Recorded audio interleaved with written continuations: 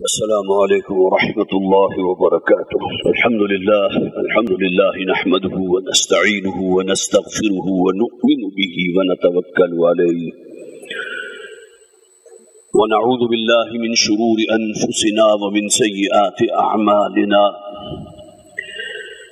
من يهده الله فلا مضل له ومن يضلل فلا هادي له. ونشهد أن لا إله إلا الله وحده لا شريك له ونشهد أن سيدنا ومولانا محمدا عبده ورسوله فصلى الله عليه وسلم تسليما كثيرا كثيرا. أما بعد فأعوذ بالله من الشيطان الرجيم. بسم الله الرحمن الرحيم. القارعة ما القارعة وما أدراك ما القارعة يوم يكون الناس كالفراش المبثوث وتكون الجبال كالعهن المنفوش. فأما من ثقلت موازينه فهو في عيشة راضية وأما من خفت موازينه فأمه هاوية وما أدراك ما هي نار حامية. صدق الله العظيم. رب اشرح لي صدري ويسر لي أمري واحلل عقدة من لساني يفقهوا قولي. اللهم ألهمنا رشدنا واعذنا من شرور أنفسنا. آمين يا رب العالمين. حضرات، پچھلے جمعے آپ حضرات کو یاد ہوگا کہ فلسفہ قربانی اور حضرت ابراہیم علیہ السلام کا اسوہ یہ موضوع تھا پچھلی مرتبہ کی گفتگو کا. آج کے لیے ایک خیال تو میرے ذہن میں یہ تھا کہ قرآن حکیم میں کئی صورتوں میں حضرت ابراہیم علیہ السلام کا ذکر ہے، تو بہت ہی اختصار کے ساتھ ان صورتوں اور ان آیات کا ہم مطالعہ کریں. لیکن پھر مجھے یہ خیال آیا کہ جو سلسلہ ہم نے یہاں شروع کیا تھا، مصحف کی آخری 16 صورتیں جن کا آغاز سورہ زلزال سے ہوا، اور 2 صورتیں ہم نے اس میں پڑھ لی تھی، مطالعہ کر لیا تھا، اور تیسری صورت ہمیں اب پڑھنی تھی. تو یہی خیال زیادہ جو ہے گویا کہ میرے نزدیک قابل عمل تھا کہ ہم اس سلسلے کو ہم آگے بڑھائیں، اور آج کے لیے سورہ قاریہ کا میں نے انتخاب کیا تھا. اس بات کو پھر ذہن میں تازہ کر لیجئے کہ یہ جو آخری صورتیں ہیں بہت ہی مختصر صورتیں، 5 آیات، 6 آیات، 7 آیات، 3 آیات. اکثر و بیشتر ان صورتوں کو ہم اپنی مغرب کی نماز، عشاء کی نماز میں اگر اللہ تعالیٰ توفیق دے اور نماز باجماعت کی سعادت حاصل ہو تو اکثر و بیشتر انہی صورتوں کی سماعت کی جاتی ہے. لہذا بہت مناسب تھا یہ فیصلہ کہ ہمیں معلوم ہونا چاہیے کہ جو صورتیں ہم پڑھ رہے ہیں یا سن رہے ہیں ان میں اللہ نے کیا پیغام دیا ہے. یہ قرآن حکیم صرف کوئی ثواب حاصل کرنے کا آلہ تو نہیں ہے، یہ تو کتاب ہدایت ہے. آپ کا کتنی ہی خوبصورت انداز میں آواز میں قرآن حکیم سن رہے ہیں، اس کا ایک وجدانی ایفیکٹ آپ پر ہوگا. جو قرآن حکیم میں فرمایا گیا نا کہ جب وہ قرآن حکیم کے آیات ان پر تلاوت کی جاتی ہیں تو ان کے ایمانی جذبات میں اضافہ ہوتا ہے. اور واقع یہ ہے کہ قرآن کی سماعت اپنی جگہ اس اعتبار سے بڑی یونیک ہے، خواہ آپ کو مفہوم سمجھ نہ بھی آ رہا ہو تب بھی یہ کہ اس کا ایک ایفیکٹ آپ محسوس کرتے ہیں، اس کے اندر ایک جو جمالی اور جلالی کیفیت ہے اس کو محسوس کرتے ہیں. تو یہی اصل میں وجہ تھی کہ جس میں ان صورتوں کا انتخاب کیا گیا. اور سورہ قاریہ گویا کہ سورہ زلزال کے بعد پھر سورہ عادیات ہم نے پڑھی. اب یہ تیسری صورت ہے کہ جس کا ہم مطالعہ کر رہے ہیں. پہلے ترجمہ سن لیجئے. القاریہ، وہ کھڑکھڑا دینے والی، کھٹکھٹانے والی. مل قاریہ، کیا ہے وہ کھڑکھڑا دینے والی؟ وما ادراک مل قاریہ، اور تم کیا جانو، تم اس کا شعور نہیں رکھ سکتے کہ جو قیامت کی کھڑکھڑاہٹ ہوگی وہ کس نوعیت کی ہوگی. تم کیا جانو اس کے بارے میں؟ یوم یکون الناس کالفراش المبثوث. اب ظاہر ہے کہ اس کھڑکڑاہٹ کا کوئی والیوم یا اس کا دورانیہ یا اس کے جو ایفیکٹ ہے اس کو بیان نہیں کیا گیا، بلکہ جو اصل قیامت کا نقشہ تھا اسے واضح کر دیا گیا. یہ وہ دن ہوگا جس دن انسان ہوں گے بکھرے ہوئے پتنگوں کی طرح، کالفراش المبثوث. وتكون الجبال كالعهن المنفوش، اور یہ بہت ہی بلند و بالا اور سالڈ اور جمے ہوئے پہاڑ جو ہیں اس طرح فضا میں بکھرے ہوں گے گویا کہ گرد و غبار ہے، دھمکی ہوئی اون ہے. فاما من ثقلت موازینہ،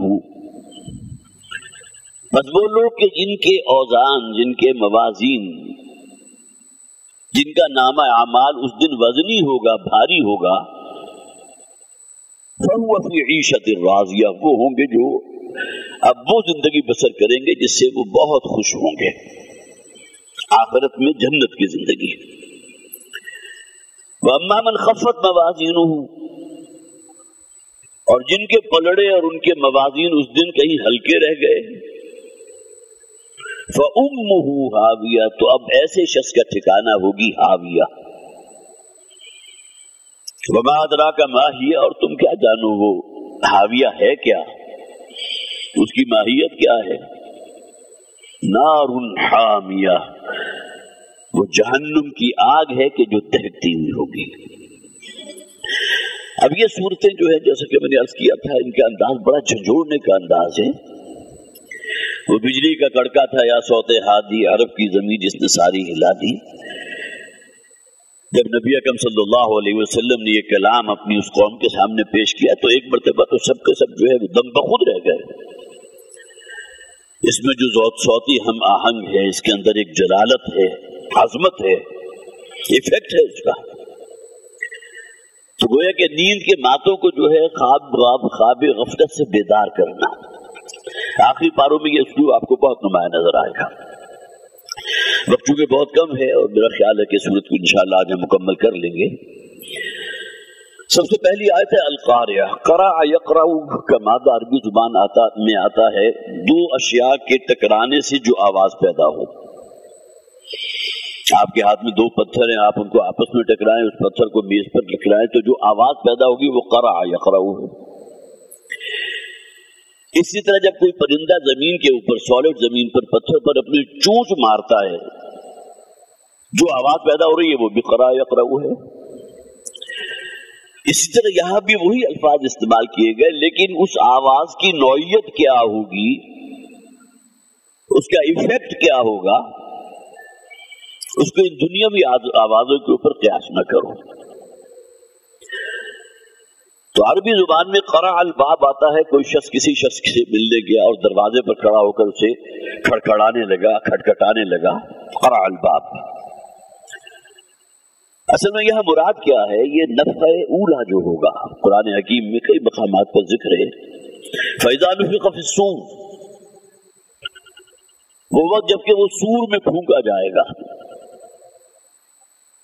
اور اس میں پہلا سور میں پھونکا جانا نفخہ اولا، اور دوسری مرتبہ پھر دوبارہ سور میں پھونکا جانا نفخہ ثانی. جو نفخہ اولا کا معاملہ ہے فَفَزِعَ مَنْ فِي السَّمَاوَاتِ وَمَنْ فِي الْأَرْضِ، اس زمین و آسمان، اس کائنات کی ہر شے تلپٹ ہو جائے گی.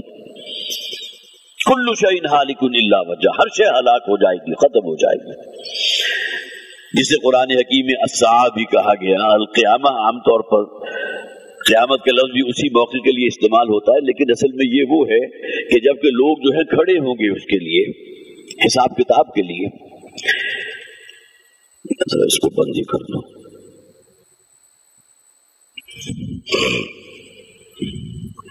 تو نفخہ اولا یہاں مراد ہے. القاریہ تم القاریہ، اور پھر دوبارہ دوسری آیت کیا ہے کہ تم کیا جانو وہ قاریہ ہے کیا. وہ کوئی بہت بڑا دھماکہ ہے، پے در پے دھماکے ہوں گے. وہ کھڑکھڑا جانے والی آواز کیسی ہوگی، اس دنیا میں تم اس کا تصور نہیں کر سکتے. ہاں ہلکا سا تصور ہم اس درجے میں کر سکتے ہیں کہ اگر ہماری زمین کے ساتھ کوئی اس سے 10 گنا بڑا کرہ آ کر ٹکرا جائے تو کیا صورتحال ہوگی، کیسی آواز پیدا ہوگی؟ قرآن حکیم میں تو موجود ہے نا، وَجُمِعَ الشَّمْسُ وَالْقَمَرُ، یہ چاند اور سورج دونوں جمع کر دیے جائیں گے، یہ بڑے بڑے عظیم کرے ایک دوسرے سے ٹکرا جائیں گے، گویا کہ وہ میگنیٹک فورس جو اللہ کے حکم سے ہر کرے کو اپنے مدار پہ گردش کرنے پر مجبور کر رہی ہے، اس میگنیٹک فورس کو ختم کر دیا جائے گا۔ یوم نطوی السماء کطی السجل للکتب، مختلف اسالیب ہیں جس میں قرآن میں بیان کیا گیا اس دن کی ہولناکی کا۔ یوم یجعل الولدان شیبا، وہ دن کے جس کی ہولناکی اس درجے ہوگی کہ بچے بوڑھے ہو جائیں گے۔ اب ظاہر ہے یہ صرف ہمارے پاس الفاظ ہیں کہ جو ہم سمجھ سکتے ہیں، جس کا قرآن نے سہارا لیا۔ وما ادراک ما القاریہ، تم نہیں جان سکتے، تم کیا جانو وہ قاریہ ہے کیا؟ وہ جو کھڑکھڑاہٹ ہوگی قیامت کی، جو آواز ہوگی۔ آپ کو معلوم ہے قوم صالح قوم عاد کا جہاں ذکر ہے قرآن میں، تو فاخذتهم الصیحۃ، ایک چنگھاڑ نے، بہت تیز آواز نے انہیں آ لیا اور تمام لوگ ہلاک ہو گئے۔ کہیں طاغیہ کہا گیا، انتہائی تیز آواز۔ اور یہ بات اپنی جگہ مسلم ہے کہ جب نیوکلیئر بلاسٹ ہوتا ہے تو ابھی تک تو صرف 2 ہی شہر ہیں جو اس کا نوالا بنے، تو کئی کلومیٹرز کا علاقہ وہ ہوتا ہے کہ جہاں اس کا جو ساؤنڈ ایفیکٹ ہے، اس کا جو دھماکہ ہے، اس کے زیر اثر کئی کلومیٹر کا سرکل بن جاتا ہے کہ جہاں ہر زندہ شے ہلاک ہو جاتی ہے۔ آخر وہ بھی تو ساؤنڈ ہی ہے نا۔ لیکن وہ قیامت کی آواز کیا ہوگی؟ وما ادراک ما القاریہ، تم کیا جانو اس آواز کو؟ کیا اس کے اندر جو ہے وہ ایک پریشر ہوگا اور کس نوع کی وہ ہوگی؟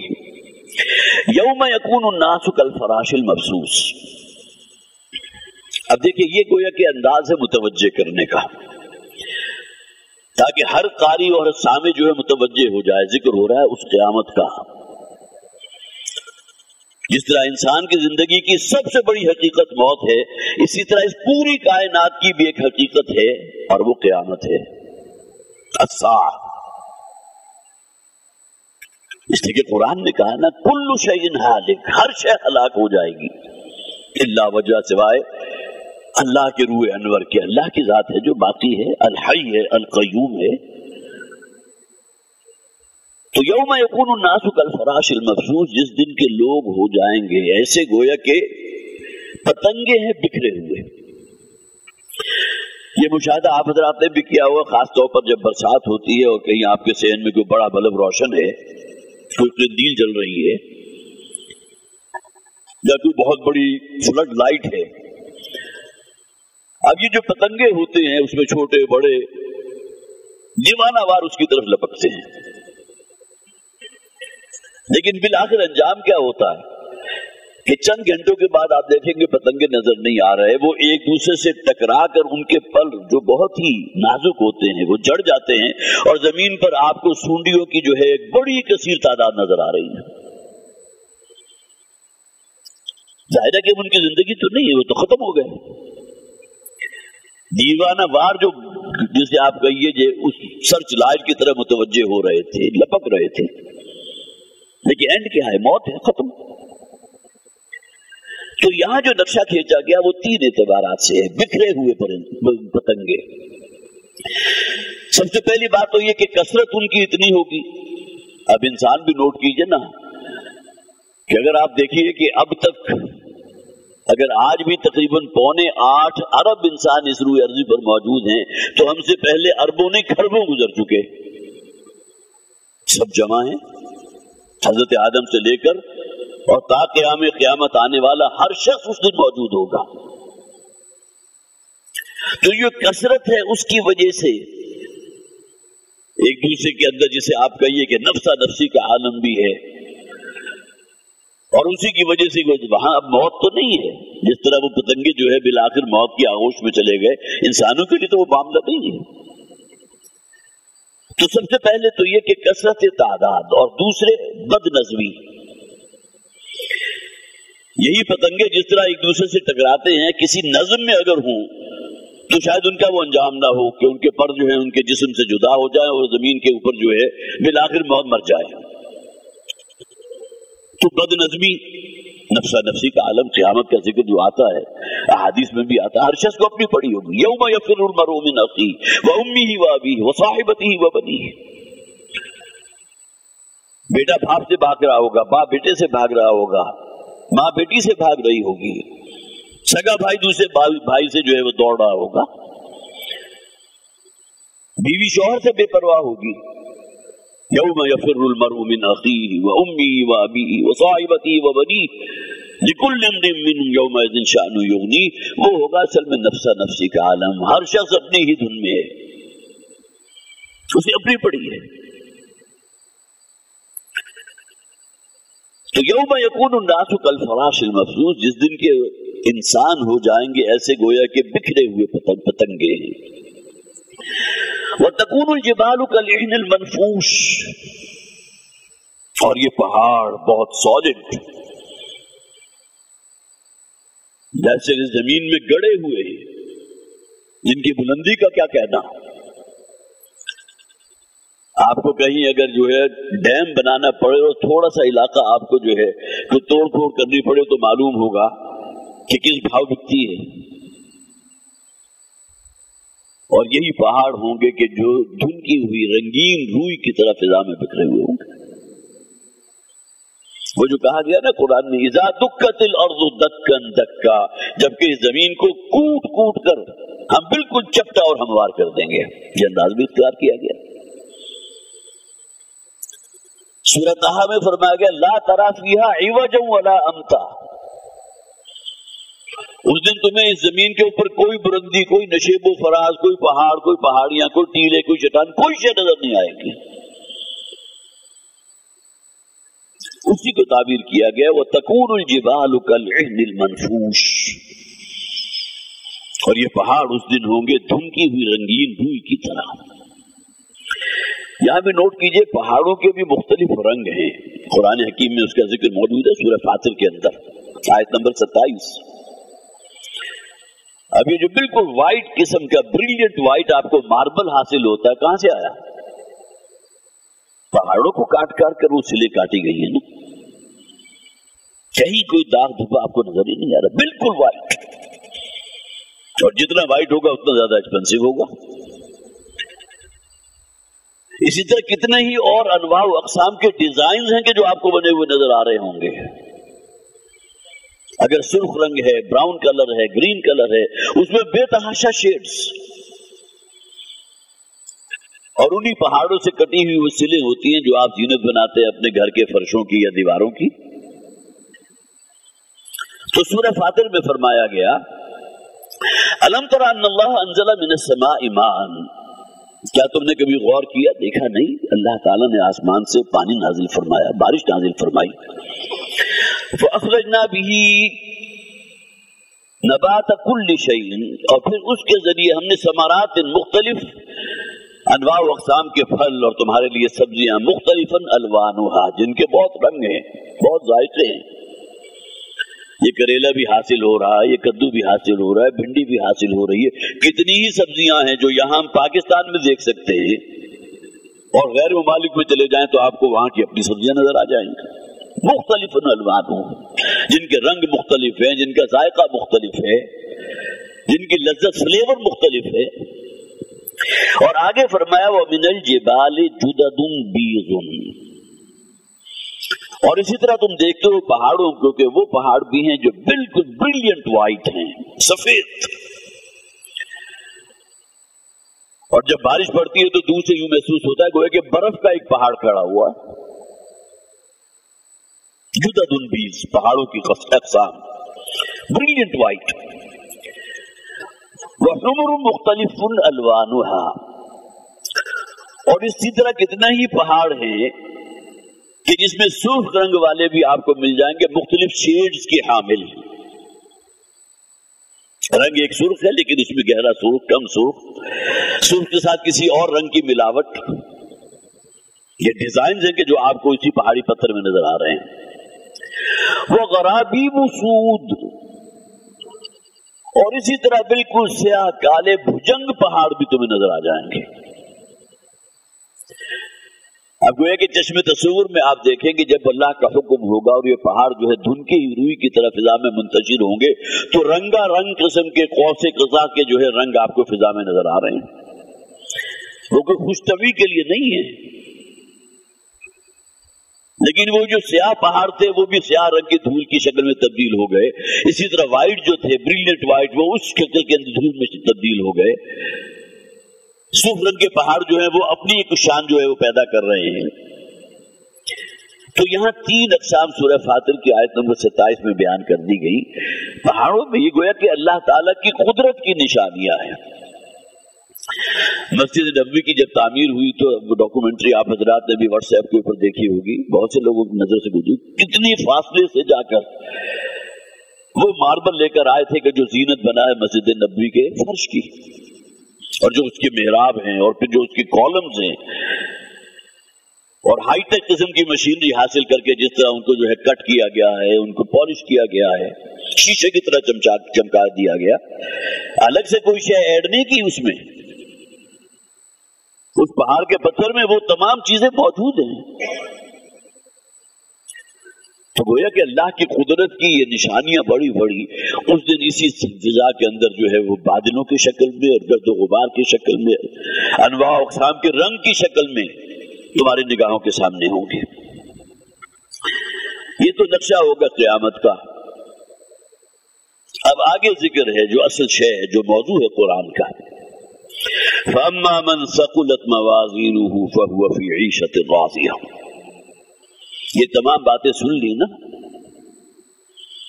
قیامت کی ہولناکی کا ذکر بھی ہو گیا، اس میں جو مختلف مناظر تمہیں دیکھنے کو ملیں گے کہ لوگ جو ہے بکھرے ہوئے پتنگوں کی طرح ہیں، پہاڑ جو ہے گرد و غبار کی شکل میں جو ہے بالکل ہوا میں اڑ رہے ہیں، اور اس کے بعد سجے گا میدان حشر۔ اب وہ میدان حشر آیا اسی زمین پر ہوگا، کسی اور مقام پر ہوگا، اس کے بارے میں نہ ہمیں سوچنے کی ضرورت ہے اور نہ اس کی تحقیق کے اندر جو ہے کہیں پی ایچ ڈی کا ہمیں کوئی مقالہ لکھنا ہے۔ یہ معلوم ہے کہ میدان حشر ہوگا۔ اب جو آیت میں بھی آپ کو سنائی تھی، کلا اذا دکت الارض دکا دکا، یہ زمین کو کوٹ کوٹ کر جو ہے بالکل ہموار کر دیا جائے گا۔ تو یہ خیال یہ بھی ہے کہ یہی زمین ہے کہ جو اصل میں پھر انسانوں کو جمع کرنے کی جو اصل جگہ ہے، میدان حشر اسی زمین پر ہوگا، یہ بھی مراد دی جا سکتی ہے۔ تو فَأَمَّا مَنْ ثَقُلَتْ مَوَازِينُهُ، پس وہ شخص کے جس کے موازین، دیکھیے موازین کا لفظ آیا، یہ اصل میں جمع ہے، موزون کی جمع بھی موازین ہے اور میزان کی جمع بھی موازین ہے۔ میزان تو ہماری اردو زبان میں مستعمل ہے ترازو، جس سے آپ کسی شے کو تولتے ہیں، جس کے 2 پلڑے ہوتے ہیں۔ اب زمانہ جو ہے بہت آگے نکل گیا، اب ترازو کی مختلف شکلیں، اسکیل کی شکل میں بھی آ گیا ہے، پلیٹ فارم کی شکل میں بھی آ گیا ہے، صرف ایک نیڈل ہے کہ جو گھوم کے آپ کو بتا دیتی ہے اس کا کتنا، لیکن وہ اصل میں ترازو کا اصل تصور کیا ہے، جس کے 2 پلڑے موجود ہوں۔ تو میزان کی جمع بھی موازین اور اسی طرح موزون کی جمع۔ اور موزون سے کیا مراد ہے؟ وہ شے جو وزن رکھتی ہے، اور اس بات کو نوٹ فرما لیجئے کہ انسان کے لیے وزن رکھنے والی اصل شے اس کے نیک اعمال ہیں۔ وزن تو اس میں ہے نا، کوئی عمل آپ نے کس نیت سے، کس جذبے کے ساتھ اور تن من دھن لگا کر کیا ہے، اللہ کو اس کا وزن معلوم ہے۔ جس کی عام طور پر جو مثال دی جاتی ہے، بڑی بہترین مثال ہے، کوئی لکھ پتی کروڑ پتی شخص ہے، اس نے 10,000 روپے کہیں عطیہ کر دیا، ٹھیک ہے، صدقہ و خیرات اس نے بھی کیا، نیت بھی اس کی صحیح تھی، لیکن ایک بیچارہ جسے 2 وقت کی روٹی میسر نہیں، وہ اپنے کسی غریب مسلمان کی مدد کرتے ہوئے اسے 10 15 20 روپے دے دیتا ہے، کیا جب کہ اللہ تعالیٰ کو اس کا یہ عمل جو ہے اللہ کے نزدیک زیادہ وزنی ہو اس کروڑ پتی شخص کی خیرات کے نسبت کے جس نے 10,000 روپے اللہ کے راستے میں دے دیے، یہ اللہ کے علم ہے۔ تو وہ جو وزن رکھنے والی شے ہے، جیسا کہ قرآن حکیم میں فرمایا گیا وَنَضَعُ الْمَوَازِينَ الْقِسْطَ، اور اس دن یہ جو عدل و انصاف کی ترازو جو ہے نا وہ نصب کر لی جائے گی، موازین۔ تو اما من ثقلت موازینہ فہو فی عیشۃ راضیہ، جن کے پلڑے، جن کے اعمال جو وزن رکھنے والے ہیں وہ اس دن بھاری ہوں گے، وہ پلڑا جھک جائے گا جو نیکیوں کا پلڑا ہے، فہو فی عیشۃ راضیہ۔ اب یہ ہیں کامیاب لوگ جو قرآن میں کہا گیا اولئک هم المفلحون۔ تم کامیابی سمجھتے ہو روپے پیسے کو، دولت کو، اسٹیٹس کو، جائیداد کو، انڈسٹریز کو، زرعی رقبہ جو ہے وہ پھیلا ہوا ہے کوسوں کلومیٹر تک، بڑے کامیاب انسان ہیں، بہترین ماڈل کی گاڑیاں، لیکن اللہ تعالیٰ کسے کامیابی کہتا ہے؟ فَمَن يُطِعِ اللَّهَ وَرَسُولَهُ فَقَدْ فَازَ فَوْزًا عَظِيمًا۔ سب سے بڑی کامیابی اس شخص کے حصے میں آنے والی ہے جو اللہ اور اللہ کے رسول کی اطاعت کرتا ہے، یہ ہے کامیابی۔ فَأَمَّا مَن ثَقُلَتْ مَوَازِينُهُ فَهُوَ فِي عِيشَةٍ رَاضِيَةٍ، جن کے پلڑے اس دن بھاری ہوں گے، نیک اعمال جو وزن رکھتے ہیں وہ پلڑا جھک جائے گا، وہ ہوں گے اس زندگی میں، ان کی گزران ہوگی، فَهُوَ فِي عِيشَةٍ رَاضِيَةٍ، جس سے وہ پوری طرح مطمئن ہوں گے کہ ہمارے رب نے ہماری سعی و جہد کا، ہمارے اعمال کا، ہمارے کردار کا جو بدلہ، جو ریوارڈ ہمیں عطا فرمایا، ہم اس پر خوش ہیں۔ اور ظاہر ہے کہ بدلہ اور ریوارڈ جو ہے کوئی چند دنوں، چند ہفتوں یا چند سالوں کے لیے تو نہیں، یہ تو ابدی ہے، ہمیشہ ہمیشہ کے لیے، اس کا کوئی اینڈ نہیں۔ وَأَمَّا مَنْ خَفَّتْ مَوَازِينُهُ فَأُمُّهُ هَاوِيَةٌ، اور جس شخص کے موازین، جس کا نیکیوں کا پلڑا ہلکا رہ گیا، گناہوں اور بدعمالیوں کا پلڑا وزنی ہو گیا، ترازو کی شکل اپنے ذہن میں قائم کیجئے تو یہی تصور بنتا ہے نا۔ تو جن کا نیکیوں کا پلڑا اس دن ہلکا رہ جائے گا، فَأُمُّهُ هَاوِيَةٌ، تو اب ان لوگوں کا ٹھکانہ ہوگا ہاویہ۔ ہاویہ بھی ہوا یہوی کے معنی ہے کسی شے کو بہت بلندی سے نیچے گرا دینا یا گرنا، قرآن حکیم میں اصطلاح استعمال ہوئی ہے۔ سورہ حج کے اندر وہ الفاظ مجھے اس وقت یاد آ نہیں رہے، مثال دی گئی، جو لوگ بھی شرک کرتے ہیں ان کی مثال ایسے ہے جیسا کہ بہت بلندی سے انہیں گرا دیا گیا، اب وہ ہوا کے تھپیڑے ہیں جو انہیں جو ادھر ادھر لے کے اور بالآخر زمین پر پٹک دیتے ہیں، ہوا یا بھی بلندی سے گرنا۔ اب یہ جہنم کتنی گہری شے ہے، کتنی بلندی سے اس میں انسان کو گرایا جائے گا، اس کا بھی ہم تصور نہیں کر سکتے۔ یہ عالم غیب کی شے ہے، یہ تمام حقیقتیں تو اس دن ہماری نگاہوں کے سامنے وہ کہ ریئلٹی بن کے سامنے آ جائیں گی نا۔ آج تو ان تمام چیزوں کو، ان تمام حقائق کو ہم مانتے ہیں اگرچہ ہمارے لیے غیب ہے، یؤمنون بالغیب۔ تو فَأُمُّهُ ہاویہ، اب دیکھیں یہ ہاویہ کا لفظ یہاں آیا، قرآن حکیم میں بہت سی اصطلاحات جو ہے جہنم کے لیے استعمال ہوئی۔ سورہ ہمزہ کے آخر میں کیا آیا؟ آخری آیات میں کَلَّا لَيُنبَذَنَّ فِي الْحُطَمَةِ، حاقہ اور میم یہ مادہ عربی زبان میں آتا ہے کسی شے کو چورا چورا کر دینا، چکنا چور کر دینا، قیمہ بنا دینا۔ تو حطمہ جہنم کی وہ وادی ہے کہ جسے جہنم جو ہے اس کا قیمہ بنا دے گی، کچوبر نکال دے گی، حطمہ پیس ڈالے گی۔ اسی طرح ہاویہ کا لفظ یہاں آ گیا سورہ قاریہ میں، پھر ویل کا لفظ قرآن حکیم میں بہت سے مقامات پر استعمال ہوا، تباہی، ہلاکت اور بربادی جھوٹ بولنے والوں کے لیے، حق کی بات کو جھٹلانے والوں کے لیے، ویل للمکذبین، فویل یومئذ للمکذبین۔ صرف ایک سورت سورہ مرسلات 10 مرتبہ یہ آیت ریپیٹ ہوئی ہے، فویل یومئذ للمکذبین، تباہی اور بربادی، ہلاکت ہوگی ان لوگوں کے لیے جنہوں نے حق کو جھٹلایا۔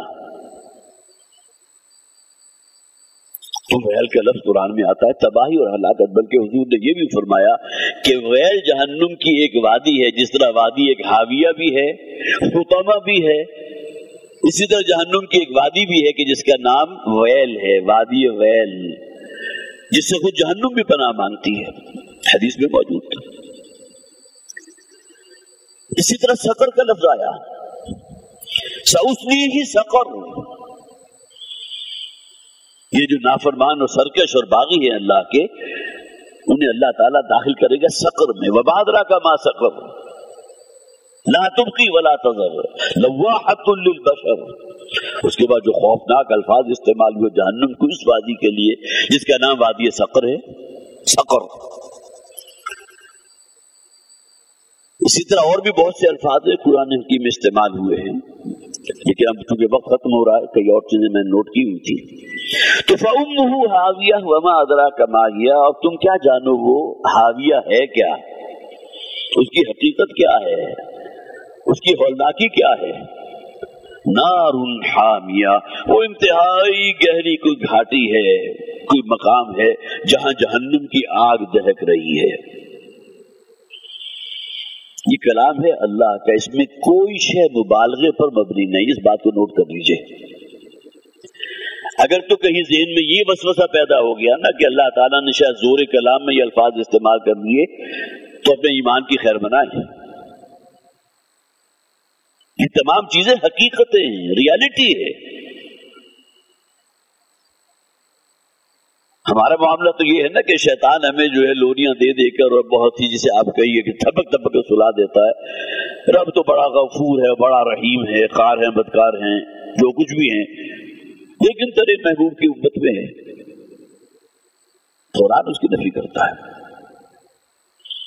ये नहीं है कि वो जहन्नुम सिर्फ काफरों के लिए, हिंदुओं के लिए, सिखों के लिए, ईसाइयों के लिए, यहूदियों के लिए है, बल्कि वो के जो मुनाफिकीन हैं, जो बज़ाहिर मुसलमान हैं लेकिन इस्लामी तालीमात, इस्लामी किरदार से कोसों दूर। इन्नल मुनाफिकीन फी दरकिल अस्फली मिनन नार, कुरानी में है। ये मुनाफिक काफिर या मुशरिक तो नहीं थे, मुसलमान थे। दौर नबवी के मुनाफिकीन को ले लीजिए, या ये कि अगर वही क्राइटेरिया अगर आप नस्ब करें, झूठ बोलने वाला, धोखा देने वाला, हुजूर ने फरमाया मिलावट करने वाला कभी मोमिन नहीं हो सकता, मुनाफिक है।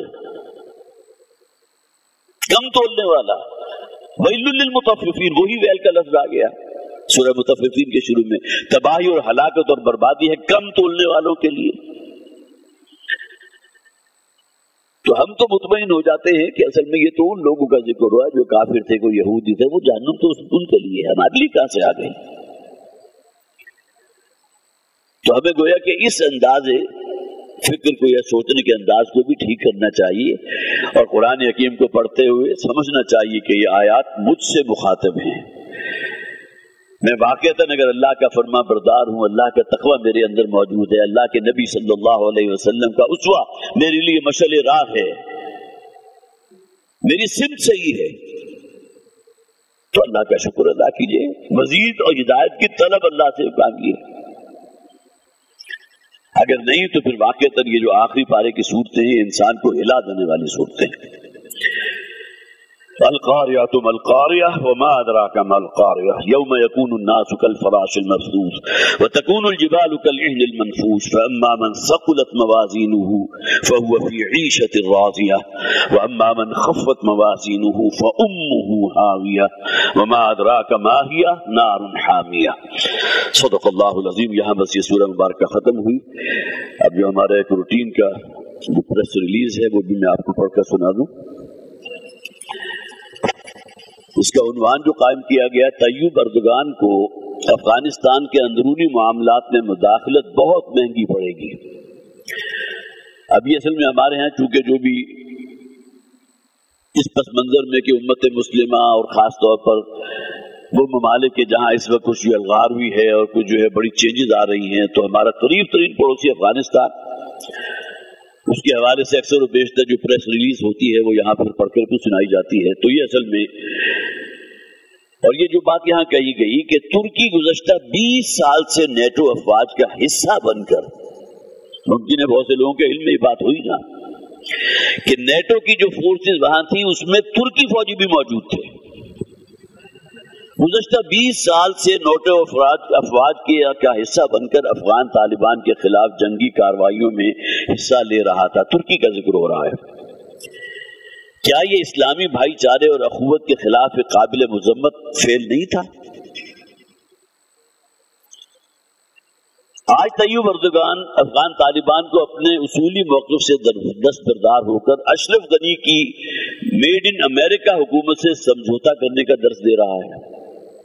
ہمارے نزدیک بڑی قابل احترام ہے، ان کی بہت سی چیزیں طیب اردگان کی وہ ہے کہ جو واقعتاً بڑی اپریشیٹ کیے جانے کے قابل ہیں، لیکن یہ کہ جو بہرحال نیٹو کا افواج تھی وہ تو طیب اردگان کے عہد سے بھی شاید کچھ پہلے ہی کی باتیں ہوں گی، لیکن اسی کی کنٹینیوشن تار چلتی رہی نا کہ ان افواج میں ترکی فوجی بھی موجود تھے۔ افغانستان کی اس کٹ پتلی حکومت نے بھارت کے اشارے پر پاکستان میں اپنے سفیر کی بیٹی کے اغوا کا ڈرامہ رچایا، آج کل اخباروں کی زینت بنا ہوا ہے، وہ آپ حضرات کے علم میں ہے، اور دشمنان اسلام اور دشمنان پاکستان سے مل کر دنیا بھر میں پاکستان کو بدنام کرنے کی کوشش کی ہے۔ شر انگیز سفارتی سرگرمیوں میں ایک خاتون کو ملوث کرنا انتہائی شرمناک فعل ہے۔ اشرف غنی کی کٹپتلی حکومت امریکہ، بھارت اور اسرائیل جیسے دشمنان اسلام کے اشاروں پر ناچ رہی ہے، اور یہ بات میں نے پچھلی مرتبہ بھی بیان کی تھی کہ ہماری طرف سے جو پریس ریلیز پچھلی مرتبہ یہاں سے جاری ہوا تھا تنظیم اسلامی کی طرف سے، تو اس میں بہت ہی جسے آپ کہیے نصح و خواہی کے ساتھ یہ مشورہ دیا گیا تھا کہ اب جو یہ سوچا جا رہا ہے کہ کابل کا جو ڈیفنس ہے وہاں کی جو ہے وہ آرمی وہ ترک کے ان کے کر دی جائے اور پیچھے گویا کہ ڈوری امریکہ کے ہاتھ میں ہو اور اشرف غنی جو ان کا نمائندہ یہاں بیٹھا ہے اس کے ہاتھ میں ہو، تو سختی کے ساتھ مذمت کی گئی تھی ہمارے اس پلیٹ فارم سے کہ یہ کام کبھی نہ کریں کہ افغان طالبان یا افغانستان کی اب جو نئی حکومت وجود میں آ رہی ہے اس کے اوپر چوکی دار کے طور پر لا کر بٹھا دیں ترکی افواج کو، جو عنوان لگایا گیا کہ طیب اردگان کو افغانستان کے اندرونی معاملات میں مداخلت بہت مہنگی پڑے گی، اس کے نتائج کیا ہوں گے اور اس کے بعد پھر کیا اور خانہ جنگی ہوگی، یہ تمام چیزیں وہ ہیں کہ جو بہرحال بہت ہی سیریس ہیں۔ اللہ تعالی ہمیں توفیق عطا فرمائے کہ ہم اس میں صحیح موقف اختیار کر سکیں۔